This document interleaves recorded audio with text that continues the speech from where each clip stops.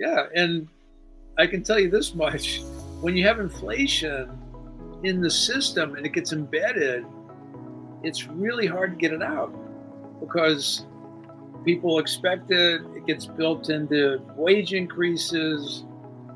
It's embedded in the retail market because people are conditioned to think every time there's a new invoice, prices go higher. So it becomes a spiral. So it's very important to nip it in the bud when you can. That's why Right. when the Fed said transitory last year, which really was not the case, and now they're being taken seriously. But I just want to say one more thing. At the moment, the US has the luxury, and I emphasize luxury, of being the reserve currency of the world. Because when you're reserve currency, you can have massive deficits, but it doesn't matter because everybody needs your dollars to transact in the global economy.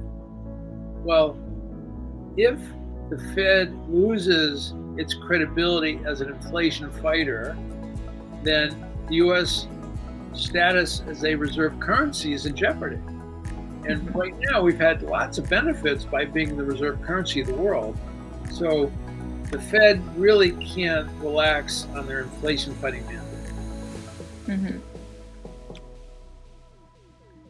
So what about the financial markets? So we all know the increase of rates will definitely impact the debt level in the financial markets, and we are beginning to see some signs of potential crisis for some of the large financial institutions. What do you think is how to balance that? What's your view on this one?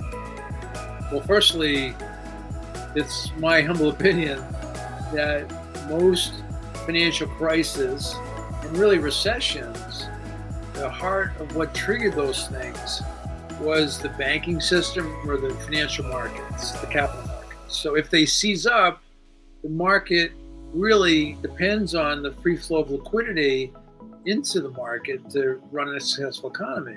So on that point, it was late last week that Credit Suisse basically announced their earnings, or I should say lack of earnings.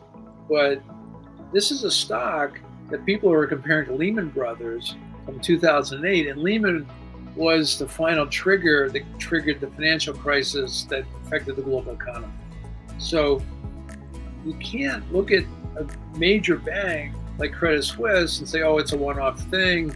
They're going to get bailed out. No harm, no foul. It doesn't work like that because these banks all lend to each other. There's counterparty credit risk. Right. And it's just a really delicate, fragile situation.